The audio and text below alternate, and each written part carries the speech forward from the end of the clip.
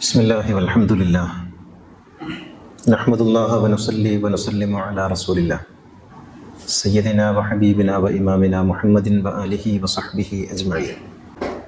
നമ്മുടെ റമദാൻ ക്ലാസിൻ്റെ ആദ്യ ദിവസങ്ങളിൽ ലാ ഇലാഹ ഇല്ലല്ലാഹ് എന്ന വിഷയമാണ് നമ്മൾ പറഞ്ഞത്. അതിൻ്റെ രണ്ടാം ഭാഗം കാലാനുസൃതമായും ദേശാനുസൃതമായും മാറാനിടയുള്ള ഒരു വാക്യമാണ്. അത് മുഹമ്മദുർ റസൂലുള്ളാഹ് എന്നുള്ളതാണ്. അത് മൂസാ റസൂലുള്ള എന്നോ ഈസാ റസൂലുള്ള എന്നോ ഒക്കെയായി മാറിയിട്ടുള്ളതും മാറാനിടയുള്ളതുമായ ഒരു വാക്യമാണത്. ലാ ഇലാഹ ഇല്ലല്ലാഹ് എന്ന സത്യത്തിലേക്ക് എത്തുന്നതിനുള്ള ഒരു വഴിയാണ് രണ്ടാമത്തേത്. ഈശ്വര സാക്ഷാത്കാരം അല്ലെങ്കിൽ സത്യസാക്ഷാത്കാരം എന്ന് പറയുന്ന അവസ്ഥയിലേക്ക് നമ്മെ കൊണ്ട് ചെല്ലുന്നതിന്, അവിടെ എത്തിച്ചേരുന്നതിന് നമുക്ക് അവലംബിക്കാവുന്ന വഴിയാണ് മുഹമ്മദുർ റസൂലുള്ളാഹ് എന്ന് പറയുന്നത്. മനുഷ്യൻ ജനിച്ചു വീഴുന്നത് ദൈവപ്രകൃതത്തിലാണ്. അത് ബൈബിളിൽ പറയുന്നുണ്ട്, ദൈവം മനുഷ്യനെ അവൻ്റെ സ്വരൂപത്തിൽ സൃഷ്ടിച്ചു എന്ന്.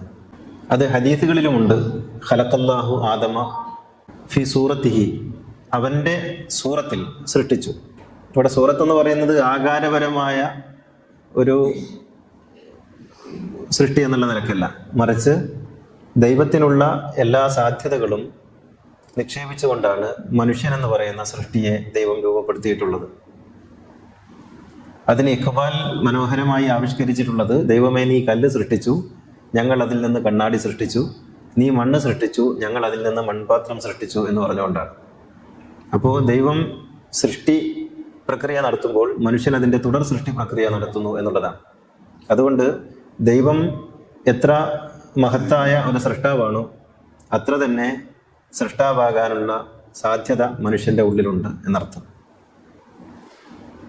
അതുകൊണ്ടാണ് നമ്മൾ ഒരേ സമയത്ത് പർവ്വതം കാണുമ്പോഴും കാനായി കുഞ്ഞിരാമൻ്റെ യക്ഷി എന്ന ശില്പം കാണുമ്പോഴും ഒരുപോലെ നാം അത്ഭുതപ്പെടുന്നത് ഈ പ്രക്രിയ ദൈവത്തിലുള്ളതുപോലെ തന്നെ മനുഷ്യൻ്റെ ഉള്ളിലും ലീനമാണ് എന്നുള്ളതിനാലാണ്. ഒരു ചിത്രം, ഒരുപക്ഷെ നമ്മൾ ഈ സൂര്യകാന്തി പൂവ് അതിൻ്റെ പാടത്ത് പൂത്ത് വിരിഞ്ഞു നിൽക്കുന്നത് കാണുമ്പോഴുണ്ടാകുന്ന ആനന്ദം പോലെ തന്നെയോ അതേക്കാൾ കൂടുതലോ വാൻ ഗോഗിൻ്റെ സൂര്യകാന്തി പൂവ് എന്ന ചിത്രം കാണുമ്പോഴും നമുക്കുണ്ടാകും. ഇത് മനുഷ്യൻ്റെ സാധ്യതയാണ്. ദൈവം സൃഷ്ടിച്ച, ഇപ്പോൾ വലിയ ചിത്രകാരന്മാരൊക്കെ വരച്ചിട്ടുള്ള ചിത്രം പ്രകൃതിയുടെ ചിത്രമാണ്. ഈ പ്രകൃതിയുടെ ചിത്രം, പ്രകൃതി എത്രമേൽ മനോഹരമാണോ അത്രമേൽ മനോഹരമായി ഒരു ക്യാൻവാസിൽ ആവിഷ്കരിക്കാൻ മനുഷ്യന് സാധിക്കുന്നു എന്നുള്ളത് ചെറിയ കാര്യമല്ല. ഇവിടെ നടക്കുന്ന ജീവിത സംഭവങ്ങളാണ് MTയുടെ അല്ലെങ്കിൽ ബഷീറിൻ്റെ, വിജയൻ്റെ ഒക്കെ പുസ്തകങ്ങളിലൂടെ നാം വായിക്കുന്നത്. അത് വായിക്കുമ്പോൾ നാം അത്ഭുതപ്പെടുന്നത് എങ്ങനെയാണ് ദൈവം OV വിജയനിൽ പ്രവർത്തിക്കുന്നത് എന്ന് ആലോചിച്ചിട്ടാണ്. എങ്ങനെയാണ് ബഷീർ പാവപ്പെട്ടവരുടെ വേശ്യ എഴുതിയപ്പോൾ എങ്ങനെയാണ് ബഷീർ ദൈവമായി തീർന്നത് എന്നാണ് നാം അത്ഭുതപ്പെടുന്നത്. അപ്പോൾ മനുഷ്യൻ്റെ ഉള്ളിൽ ദൈവം ആ സാധ്യതകളെയാണ് നിറച്ചു വെച്ചിട്ടുള്ളത്. ഇത് മനുഷ്യൻ ജനിക്കുമ്പോഴുള്ളൊരവസ്ഥയാണത്. പക്ഷേ ആ ജനിക്കുമ്പോഴുള്ള അവസ്ഥയിൽ നിന്ന് വളരെ പെട്ടെന്ന് തന്നെ മനുഷ്യൻ മാറുന്നുണ്ട്. മനുഷ്യൻ ആദ്യം പഠിക്കുന്നത് ഭാഷയാണ്. വ്യത്യസ്തങ്ങളായ ഭാഷ രൂപങ്ങൾ അവൻ പഠിക്കുന്നു. ആംഗ്യവും ഒരു ഭാഷയാണ്. ഈ ഭാഷ പഠിക്കുന്നതോടുകൂടി അവൻ്റെ ഉള്ളിലുള്ള ആ ദിവ്യ പ്രകൃതത്തിന് മങ്ങലേറ്റ് തുടങ്ങുന്നുണ്ട്. അവൻ പരിമിതപ്പെട്ടു തുടങ്ങുന്നുണ്ട്. അനന്തമായ സാധ്യത, ഇൻഫിനിറ്റി. അപ്പോൾ നാം ജനിക്കുന്നത് യഥാർത്ഥത്തിൽ ദൈവത്തിൻ്റെ ശുദ്ധ പ്രകൃതത്തിലാണ്, ഒരുപക്ഷെ ദൈവപ്രകൃതത്തിലാണ് എന്ന് പറയാം. അതിന് നാം എന്ത് പേരിട്ട് വിളിച്ചാലും അതങ്ങനെയാണ്. പക്ഷേ അവിടെ നിന്ന് നാം ഭാഷ പഠിക്കുന്നതോടുകൂടി നമ്മുടെ ചുറ്റുപാടുമുള്ള ശബ്ദങ്ങൾ നാം കേൾക്കുന്നതോടുകൂടി നാം ആ ഒരു പ്രകൃതത്തിൽ നിന്ന് അകന്നകന്നു പോവുകയും പിന്നീട് നാം മറ്റൊരു സൃഷ്ടിയായി തീരുകയും ചെയ്യുന്നുണ്ട്. ഖുർആൻ അങ്ങനെ തന്നെ പറയുന്നുണ്ട്, ഖൽഖുൻ ആഖർ എന്നാണ്. മറ്റൊരു സൃഷ്ടിയായിട്ടാണ് മനുഷ്യൻ പരിണമിക്കുന്നത്. അപ്പം അതുകൊണ്ട് മനുഷ്യന് ദൈവത്തിലേക്കുള്ള അല്ലെങ്കിൽ ദൈവസാക്ഷാത്കാരത്തിലേക്കുള്ള മാർഗം സ്വന്തം തന്നെ മതിയായിരുന്നു, നമ്മൾ തന്നെ മതിയായിരുന്നു. പക്ഷേ അങ്ങനെ ആകാതിരിക്കാൻ കാരണം നമ്മളല്ലാതായി പോയി എന്നുള്ളതാണ്. ഒരു പൂച്ചയ്ക്ക് അല്ലെങ്കിൽ ഒരു ഈച്ചയ്ക്ക് അതിൻ്റെ ആവശ്യമില്ല. അത് അതിൻ്റെ ശുദ്ധ പ്രകൃതത്തിൽ എങ്ങനെയാണോ ജനിച്ചത് അതുപോലെയാണ് ജീവിക്കുന്നതും അതുപോലെയാണ് മരിക്കുന്നതും. പക്ഷേ മനുഷ്യൻ അങ്ങനെയല്ല, ജനിച്ചതുപോലെയല്ല മരിക്കുന്നത്. മനുഷ്യന് പല വിധത്തിലുള്ള മാറ്റങ്ങളിലൂടെ കടന്നുപോയി അവസാനം അവൻ ഒരു ദൈവത്തിന്റെ പ്രകൃതത്തിൽ നിന്ന് 100% എന്ന് തന്നെ പറയാവുന്ന വിധത്തിൽ അകന്നതിന് ശേഷമാണ് പലപ്പോഴും മനുഷ്യൻ മരിച്ചു പോകുന്നത്. അതുകൊണ്ടാണ് മരണം നമുക്ക് വലിയ ഭീകരമായ ഒരു കാര്യമായിട്ട് അനുഭവപ്പെടുകയോ അല്ലെങ്കിൽ തോന്നുകയോ ചെയ്യുന്നത്. അത് നമ്മളെ ഭയപ്പെടുത്തുന്നത് അതുകൊണ്ടാണ്. അല്ലെങ്കിൽ മരിക്കുന്നതിന് ഒരു ഭയവും ഈ ലോകത്തുള്ള ഒരു പ്രാണിക്കും ഇല്ല. ഇപ്പോൾ കാട്ടിലൊക്കെ നിങ്ങൾ എവിടെയെങ്കിലും ഒരു സിംഹം മരിച്ചു കിടക്കുന്നത് കണ്ടിട്ടുണ്ടോ? ഒരു ആന മരിച്ചു കിടക്കുന്നത് കണ്ടിട്ടുണ്ടോ? ഇല്ലല്ലോ. അത് മരിക്കുന്ന സമയമായാൽ അതിന്റെ മരണസങ്കേതങ്ങളിലേക്ക് പോവുകയും അവിടെ സുഖകരമായി മരിക്കുകയും ചെയ്യും. അതുകൊണ്ടാണ് നമ്മൾ കാടുകളിൽ എന്തുകൊണ്ടാണ് ദുർഗന്ധമില്ലാത്തത്? ഇപ്പോൾ ഒരു ആനയൊക്കെ ചത്ത് അത് ചീഞ്ഞാൽ പിന്നെ മനുഷ്യന് നാറിയിട്ട് ആ ഭാഗത്തേക്ക് പോകാൻ കഴിയില്ല. പക്ഷെ ഒരു കാട്ടിലും നാറ്റമില്ല. എന്തുകൊണ്ടെന്ന് ചോദിച്ചാൽ ആന കാട്ടിൽ മരിക്കുന്നില്ല. ആന മരിക്കുന്നത് അതിന്റെ രഹസ്യ സങ്കേതങ്ങളിലാണ്. സിംഹങ്ങൾ മരിക്കുന്നത് അതിന്റെ രഹസ്യ സങ്കേതങ്ങളിലാണ്. നമ്മുടെ നാട്ടിൻ പുറത്തുള്ള മൃഗങ്ങൾ മാത്രമേ നമ്മുടെ കൺമുന്നിൽ മരിക്കുന്നുള്ളൂ. ബാക്കിയുള്ളതൊക്കെ മരിക്കുന്നത് അതിന്റെ മരണസങ്കേതങ്ങളിലാണ്. മരണസങ്കേതങ്ങളിലേക്ക് അത് പോകും. അത് സുഖകരമായി മരിച്ച് അതിന്റെ ജീവിതചക്രം പൂർത്തിയാക്കും. ഇത് മനുഷ്യന് സാധിക്കാതെ പോകുന്നത്, നമ്മൾ മരണത്തിൽ നിന്ന് രക്ഷപ്പെടാൻ വേണ്ടി എല്ലാ അടവുകളും നിരന്തരമായി പയറ്റിക്കൊണ്ടിരിക്കുന്നത് എന്തുകൊണ്ടാണെന്ന് ചോദിച്ചാൽ നാം ഈ ദൈവപ്രകൃതത്തിൽ നിന്ന് നാം നിരന്തരമായി അകന്നുകൊണ്ടേയിരിക്കുന്നു എന്നതിനാലാണ്. അപ്പോ ഈ കുട്ടി ജനിച്ച് വളരുന്നതോടുകൂടി ആ ഒരു പ്രകൃതത്തിൽ നിന്ന് അകന്നത് കൊണ്ട് തന്നെ അവന് ദൈവത്തിലേക്ക് എത്താൻ അവൻ്റെതായ വഴി അടഞ്ഞു പോകുന്നു. എനിക്ക് എൻ്റെതായ വഴി അടഞ്ഞു പോകുന്നു. അങ്ങനെ എല്ലാവർക്കും അടയുന്നില്ല. വളരെ ചുരുങ്ങിയ ആളുകൾക്ക് അത് നിലനിൽക്കുന്നുണ്ട്. ഇപ്പൊ പ്രവാചകന്മാർക്ക് മുഹമ്മദ് നബിക്ക് ഒരു ഗുരുവില്ല. അദ്ദേഹത്തിന് ആരും പഠിപ്പിച്ചു കൊടുത്തിട്ടൊന്നുമില്ല. അദ്ദേഹം എന്ന വഴിയിലൂടെയാണ് പോകുന്നത്. അദ്ദേഹം തന്നെയായിരുന്നു അദ്ദേഹത്തിന്റെ വഴി. ഇപ്പൊ നാരായണ ഗുരുവിന് ഒരു ഗുരുവില്ല. ചട്ടമ്പി സ്വാമി നാരായണ ഗുരുവിന്റെ ഗുരുവാണെന്നൊക്കെ ആളുകൾ പറയുന്നുവെങ്കിലും അത് ഒരു ഈഴവന് ഒരു സവർണനായ ഗുരു വേണമെന്ന സങ്കല്പത്തിൽ പറയുന്നതല്ലാതെ ചട്ടമ്പി സ്വാമി നാരായണ ഗുരുവിന്റെ ഗുരുവൊന്നുമല്ല. നാരായണ ഗുരുവിന് ഗുരുവില്ല. അപ്പോ അങ്ങനെയാണ് ഈ ചില ആളുകൾക്ക് അങ്ങനെ ഗുരുക്കന്മാരുണ്ടാവില്ല. ഇപ്പൊ യേശുവിന് ഗുരുവില്ല. യേശുവിന്റെ ആ 30 വർഷത്തെ തിരോധാനം അല്ലെങ്കിൽ 17 വർഷത്തെ തിരോധാനം പിന്നെ നമ്മൾ പറയും അദ്ദേഹം ഏതോ ഗുരുകുലത്തിൽ പോയി പഠിച്ചതാണെന്ന്. പക്ഷെ യേശുവിന് അങ്ങനെ ഒരു ഗുരുവിനെ നമുക്ക് ചരിത്രത്തിൽ കാണാൻ കഴിയുന്നില്ല. ഇത് ചില ജന്മങ്ങൾ അങ്ങനെയുണ്ട്. ഗുരുവിന്റെ ആവശ്യമില്ലാതെ, മറ്റൊരാളുടെ ആവശ്യമില്ലാതെ ദൈവസാക്ഷാത്കാരം നേടാൻ കഴിയുന്ന ചില ജന്മങ്ങൾ. അത് വളരെ വളരെ അപൂർവമായി മാത്രം സാധിക്കുന്നതാണ്. കാരണം അവർ അവരുടെ ശുദ്ധ പ്രകൃതത്തിൽ നിന്ന് അകന്നു പോകുന്നില്ല. മുഹമ്മദ് ജനിച്ച അന്നും മരിക്കുന്ന അന്നും ഒരേ പ്രകൃതമായിരുന്നു. യേശു ജനിക്കുന്ന അന്നും മരിക്കുന്ന അന്നും ഒരേ പ്രകൃതമായിരുന്നു. നാരായണ ഗുരു അങ്ങനെയായിരുന്നു. അപ്പോ ഈ ജനിക്കുമ്പോഴും മരിക്കുമ്പോഴുള്ള അവസ്ഥയിൽ വ്യത്യാസമില്ലാതെ ജീവിക്കാൻ സാധിക്കുക എന്നുള്ളത് സാധിക്കും. പക്ഷേ അത് സർവ്വസാധാരണമല്ല എന്ന് മാത്രം മനസ്സിലാക്കിയാൽ മതി. അപ്പോ ഈ ഒരു ഗുരുവിന്റെ അല്ലെങ്കിൽ ഒരു സഹായിയുടെ ആവശ്യമുണ്ട് മനുഷ്യന്. വബ്തഗൂ ഇലൈഹിൽ വസീല. ഖുർആൻ പറയുന്നുണ്ട് സൂറ മാഇദയിൽ, നിങ്ങൾ അള്ളാഹുവിലേക്ക് ഒരു വസീല ഉണ്ടാക്കണം. എന്താണ് ഈ വസീല എന്ന് പറയുന്നത്? അതൊരു ഗുരുവാണ്. നിങ്ങൾക്കൊരു ഗുരുവിലൂടെ അല്ലാതെ ദൈവസാക്ഷാത്കാരം സാധ്യമല്ല എന്നാണ് പറയുന്നത്. ഈ ഗുരു സങ്കല്പത്തെ സാക്ഷാത്കരിക്കുന്നതാണ് മുഹമ്മദ് റസൂലുള്ള എന്ന വചനം. മുഹമ്മദ് റസൂലുള്ള, ഈസാ റസൂലുള്ള, മൂസാ റസൂലുള്ള എന്ന് പറയുന്നത് എനിക്കൊരു ഗുരു ഉണ്ടാവണമെന്നും ആ ഗുരുവിലൂടെ മാത്രമേ ദൈവസാക്ഷാത്കാരം സാധ്യമാവുകയുള്ളൂ എന്നുമുള്ള തിരിച്ചറിവിലാണ് ആ ഒരു പ്രഖ്യാപനം നടക്കുന്നത്. അപ്പൊ മുഹമ്മദ് എന്നതൊരു വഴിയാണ്, പല വഴികളിൽ ഒരു വഴിയാണ്. നമ്മെ സംബന്ധിച്ചിടത്തോളം മുഹമ്മദ് അവസാനത്തെ വഴിയാണ്. ചിലരെ സംബന്ധിച്ചിടത്തോളം ഈസയാണ് അവസാനത്തെ വഴി, മറ്റു ചിലർക്ക് മൂസയാണ്. ഓരോരുത്തർക്കും ഓരോ വഴിയുണ്ട്. പക്ഷെ ആ വഴി ഉണ്ടാകണം. വഴിയിലൂടെ മാത്രമേ സാക്ഷാത്കാരം സാധ്യമാവുകയുള്ളൂ. അത് എന്തുകൊണ്ടാണെന്ന് ചോദിച്ചാൽ, നമ്മുടെ ഇന്ദ്രിയങ്ങൾക്ക് അതീതമായ ഒരു വിഷയത്തെയാണല്ലോ നാം ദൈവമെന്ന് വ്യവഹരിക്കുന്നത്. ഇന്നലെ ഈ കഴിഞ്ഞ 2 ക്ലാസ്സുകളിൽ ഞാൻ പറഞ്ഞു, ഇന്ദ്രിയാതീതമായ ഒരു സംഗതിയെക്കുറിച്ചാണ് നാം ദൈവമെന്ന് വ്യവഹരിക്കുന്നത്. ഇന്ദ്രിയ ഗോചരമായ സംഗതികൾ, ഇപ്പൊ കാണുക, കേൾക്കുക, മണക്കുക, സ്പർശിക്കുക, രുചിക്കുക, ഈ ഇന്ദ്രിയ ഗോചരമായ സംഗതികൾക്ക് തന്നെ നമുക്കൊരു ഗുരു വേണം.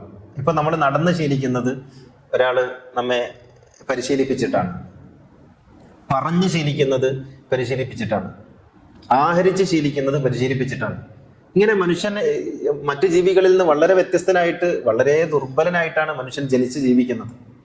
അപ്പോ ഈ ഇന്ദ്രിയ ഗോചരമായ സംഗതികൾക്ക് പോലും മനുഷ്യനൊരു സഹായിയുടെ ആവശ്യമുണ്ട് എന്നിരിക്കെ, ഇന്ദ്രിയാതീതമായ കാര്യങ്ങളെ കുറിച്ച് പറയുകയോ അനുഭവിക്കുകയോ ചെയ്യുന്നിടത്തൊരു ഗുരുവിന്റെ ആവശ്യം അനിവാര്യമാണ്.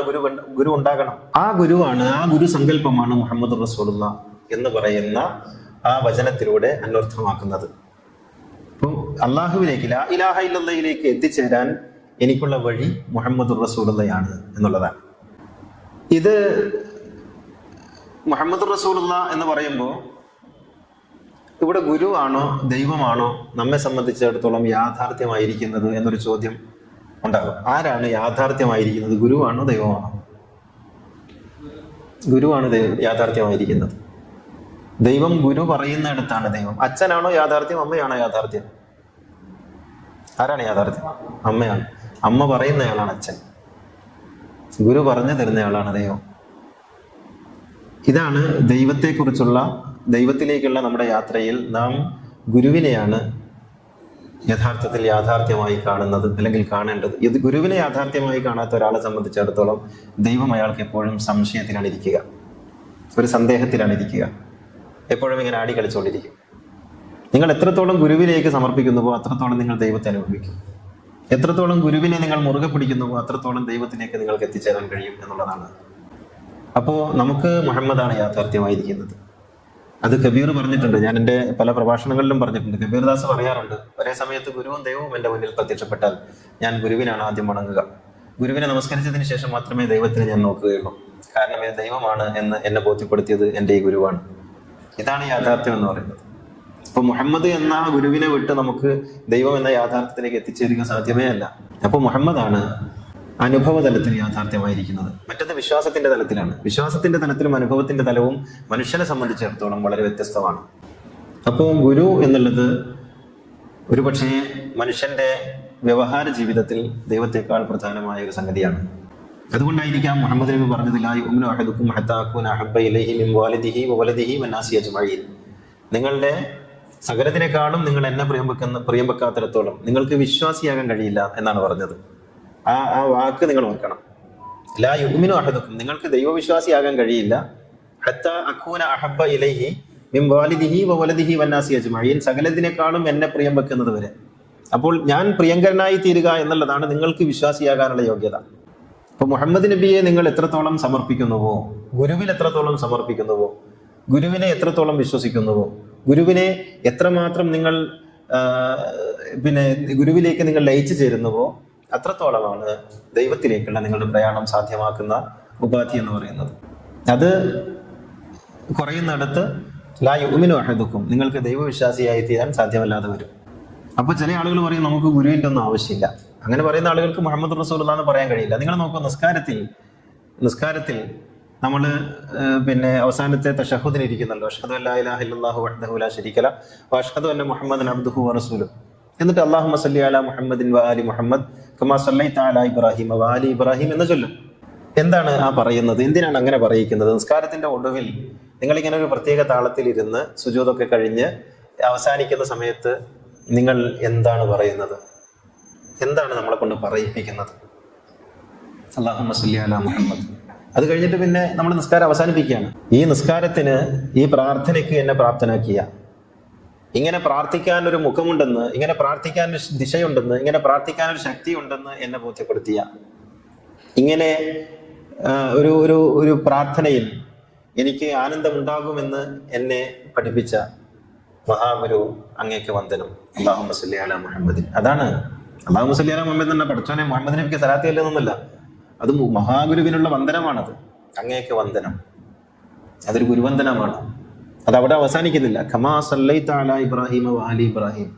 ഈ പ്രവാചകന്റെയും മുൻപ് മനുഷ്യകുലത്തിന്റെ ഏതോ ഒരു ഘട്ടത്തിൽ ഈ മനുഷ്യർക്കാകമാനം വഴി കാണിക്കാൻ വേണ്ടി നിയുക്തനായ മറ്റൊരു മഹാഗുരു ഉണ്ടായിരുന്നു, അബ്രഹാം. എല്ലാ മതങ്ങളും ഏതൊരു ബിന്ദുവിൽ സമാഗമിക്കുന്നുവോ, എല്ലാ വേദങ്ങളും ഏതൊരു മനുഷ്യനിലേക്കാണോ കേന്ദ്രീകരിക്കുന്നത്, എല്ലാ ചിന്താധാരകളും ആശയ സംഹിതകളും ഏതൊരു ഉറവിടത്തിൽ നിന്നാണ് ഒഴുകിയിറങ്ങിയത്, ആ ഉറവിടത്തിന്റെ പേരാണ് അബ്രഹാം. ആ ഒരു കേന്ദ്രത്തിന്റെ പേരാണ് ഇബ്രാഹിം. ആ മഹാഗുരുവിനെ കൂടി ഓർക്കുന്നു. മുഹമ്മദ് മാത്രമല്ല, മനുഷ്യരാശിക്ക് എവിടെയൊക്കെ വിജ്ഞാനം വിതറി മനുഷ്യരാശിയുടെ കൈപിടിച്ച് ആനയിച്ച മഹാഗുരുക്കന്മാർ എവിടെയൊക്കെ ഉണ്ടായിട്ടുണ്ടോ ആ ഗുരുക്കന്മാർക്കെല്ലാം വന്ദനം. ഗുരോർ ബ്രഹ്മ ഗുരോർ വിഷ്ണു ഗുരോർ ദേവോ മഹേശ്വര ഗുരു സാക്ഷാത് പരം ബ്രഹ്മ തസ്മൈ ശ്രീ ഗുരവേ നമഃ. ഗുരു തന്നെയാണ് ബ്രഹ്മം, ഗുരു തന്നെയാണ് വിഷ്ണു, ഗുരു തന്നെയാണ് സർവ്വതും എന്ന് പറയുന്ന ആ മന്ത്രത്തിലേക്കാണ് നമ്മൾ അല്ലാഹുമ്മ സല്ലി അലാ മുഹമ്മദിൻ എന്ന് പറയുന്നതിലൂടെ ചെന്നെത്തുന്നത്.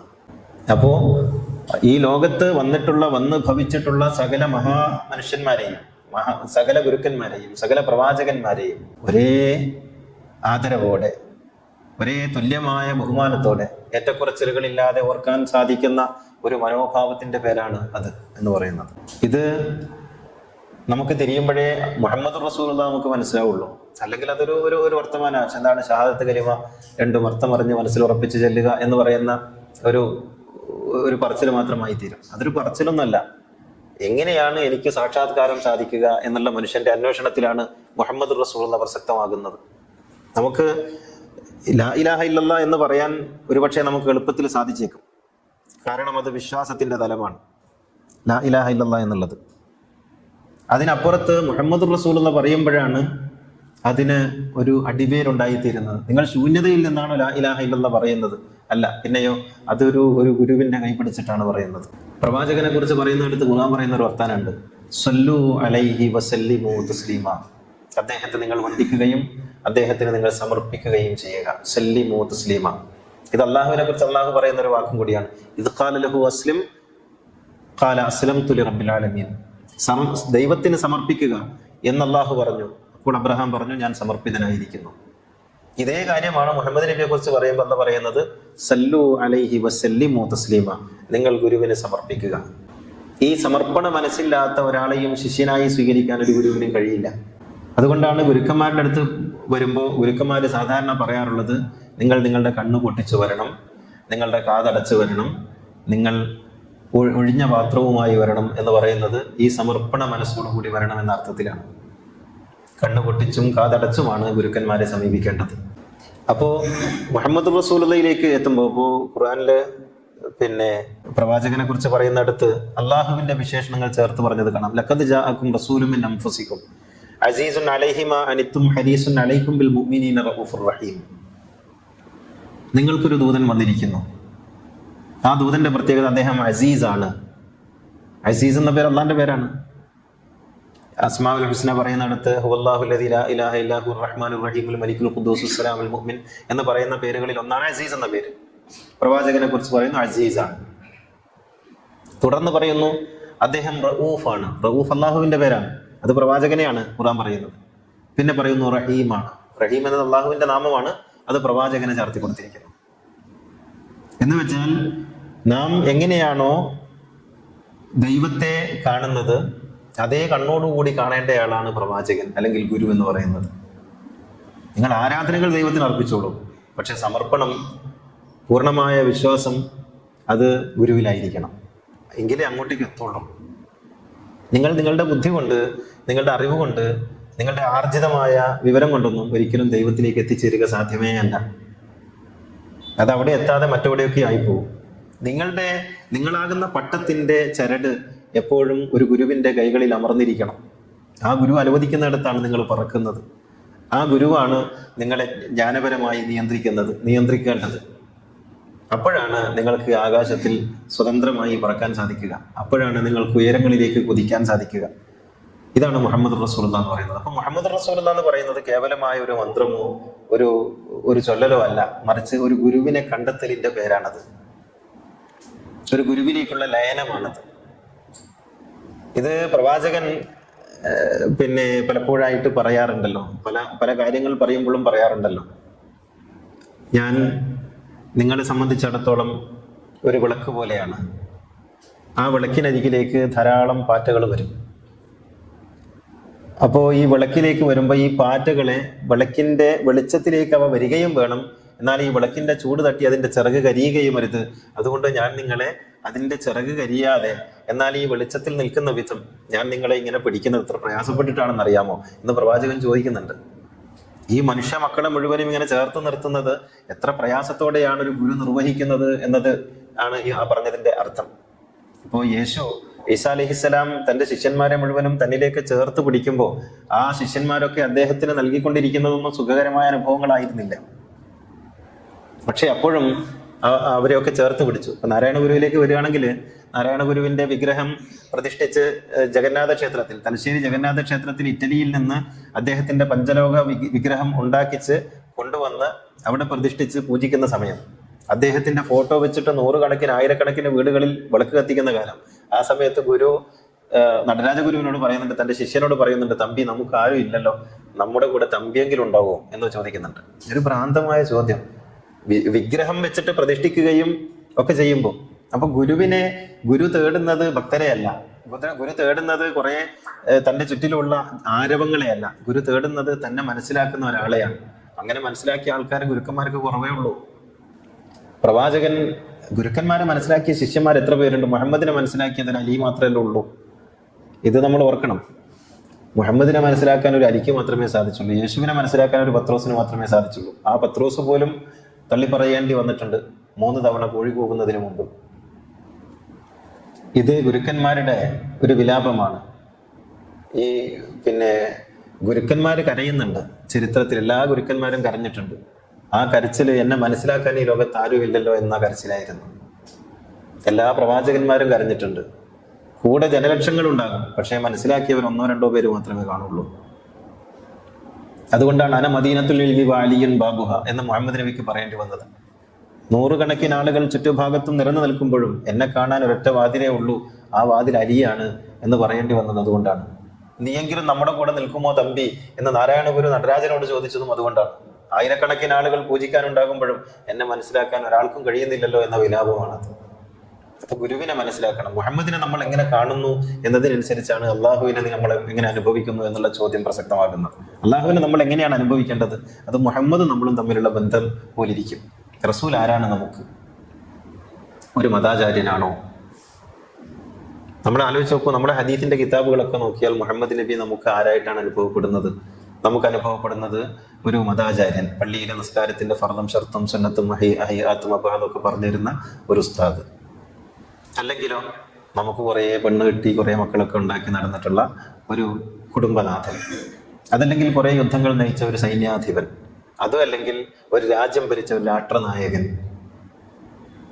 ആരാണ് മുഹമ്മദ് നബി? മുഹമ്മദ് നബിയുടെ സാകല്യത്തിൽ കാണാനും ഉൾക്കൊള്ളാനും നമുക്ക് കഴിഞ്ഞിട്ടുണ്ടോ? ഇതാണ് പ്രവാചകൻ നമ്മിൽ നിന്ന് സ്നേഹം ആവശ്യപ്പെടുന്നു എന്ന് പറയുന്നത്. മുഹമ്മദ് നബി എന്ന് പറയുന്ന ആ തേജസ്സിനെ, ആ സൂര്യകോളത്തെ, അതിന്റെ അർത്ഥത്തിൽ മനസ്സിലാക്കാനും ഉൾക്കൊള്ളാനും കഴിഞ്ഞ ആളുകൾ എത്ര പേരുണ്ട് മുഹമ്മദ് നബിയെ കൊണ്ടാടുന്നവരുടെ കൂട്ടത്തിൽ എന്ന ചോദ്യമാണ് മുഹമ്മദ് നബി നിരന്തരം ഉയർത്തിക്കൊണ്ടിരിക്കുന്നത്. എത്ര പേരുണ്ട് മുഹമ്മദിനെ ഉൾക്കൊണ്ടവരായിട്ട്? നിങ്ങൾക്കൊരു നബിയെ അറിയാം. ആമിനാന്റെ മകനായി ജനിച്ച്, അബ്ദുല്ലാന്റെ മകനായി ജനിച്ച്, മക്കയിൽ ജനിച്ച് മദീനയിൽ വഫാത്തായി പോയ ഒരു മനുഷ്യനെ നിങ്ങൾക്കറിയാം. അദ്ദേഹത്തിന്റെ കുറെ കഥകൾ അറിയാം, അദ്ദേഹം നടത്തിയ യുദ്ധങ്ങളെ കുറിച്ചറിയാം. പക്ഷെ മുഹമ്മദ് എന്ന് പറയുന്ന ആ തേജോ ഗോളത്തെ കുറിച്ച് ആർക്കറിയാം? എങ്ങനെയാണ് ഉൾക്കൊണ്ടിട്ടുള്ളത് എന്നുള്ളതാണ്. അതൊരു വികാരമായി, ഒരു ലഹരിയായി. ഇപ്പോ ഉവൈസുൽ ഖർണി, ഇന്നലെ നമ്മൾ സംസാര മധ്യ വന്നല്ലോ. ഉവൈസുൽ ഖർണി എന്ന് പറയുന്ന ഒരു മനുഷ്യനുണ്ടായിരുന്നു. അദ്ദേഹം പ്രവാചകനെ കണ്ടിട്ടില്ല. പ്രവാചകന്റെ കാലത്ത് ജീവിച്ച ആളാണ്, പ്രവാചകനെ കണ്ടിട്ടില്ല. മലയുടെ മുകളിലാണ് അദ്ദേഹം ജീവിച്ചിരുന്നത്. ഉമ്മയെ ശുശ്രൂഷിച്ചൊക്കെ അവിടെ അങ്ങനെ കാണാൻ കഴിഞ്ഞില്ല. പ്രവാചകന്റെ മരണശേഷം പ്രവാചകന്റെ വിയോഗം ഇദ്ദേഹത്തെ അറിയിക്കാൻ വേണ്ടി ആളുകൾ പോകുന്നുണ്ട്. ആ സമയത്ത് അദ്ദേഹം ഈ പോകുന്ന ആളുകളോട് ചോദിക്കുന്നുണ്ട്. പോകുന്ന ആളുകൾ ചില്ലറക്കാരെന്നല്ല, ഉമറും അലിയുമാണ് പോകുന്നത്. അപ്പൊ പ്രവാചകൻ പറഞ്ഞിട്ടുണ്ട്, ഇങ്ങനെ മലമുകളിൽ ഉവൈസ് എന്ന് പറയുന്ന ഒരു മനുഷ്യനുണ്ട്, അദ്ദേഹത്തെ ഞാൻ മരിച്ചു കഴിഞ്ഞാൽ അദ്ദേഹത്തെ പോയി അറിയിക്കണം എന്ന് റസൂൽ പറയുന്നുണ്ട്. അതാണ് അകലെയുള്ള ഒരു ശിഷ്യനെ തിരിച്ചറിയുന്ന ഒരു ഗുരുവിന്റെ വസിയത്താണത്. അകലെയുള്ള ഒരു ശിഷ്യനെ തിരിച്ചറിയുന്നുണ്ട്. അങ്ങനെ ഇവർ രണ്ടുപേരും പോകുന്നുണ്ട്. രണ്ടുപേരും പോകുമ്പോൾ ഉവൈസ് ഇവർ രണ്ടുപേരെയും കണ്ടിട്ട് ചോദിക്കുന്നുണ്ട്, നിങ്ങൾ പ്രവാചകന്റെ ശിഷ്യന്മാരാണോ? അപ്പൊ അവർ പറയുന്നുണ്ട്, അതെ. നിങ്ങൾക്ക് പ്രവാചകനോട് സ്നേഹമുണ്ടോ? അദ്ദേഹം പറയുന്നത്, പിന്നെ ഞങ്ങൾക്ക് പ്രവാചകനോട് സ്നേഹമില്ലാതെ. ഉമറിന്റെ ദേഷ്യം വരികയാണ് ഈ ചോദ്യങ്ങളൊക്കെ കേൾക്കുമ്പോൾ. അപ്പൊ അദ്ദേഹം പറയുന്നുണ്ട്, നിങ്ങൾ പിന്നെ എങ്ങനെയാണ് മുഹമ്മദ് നബി മരിച്ചിട്ട് ജീവിക്കുന്നത് എന്ന് അദ്ദേഹം ചോദിക്കുന്നുണ്ട്.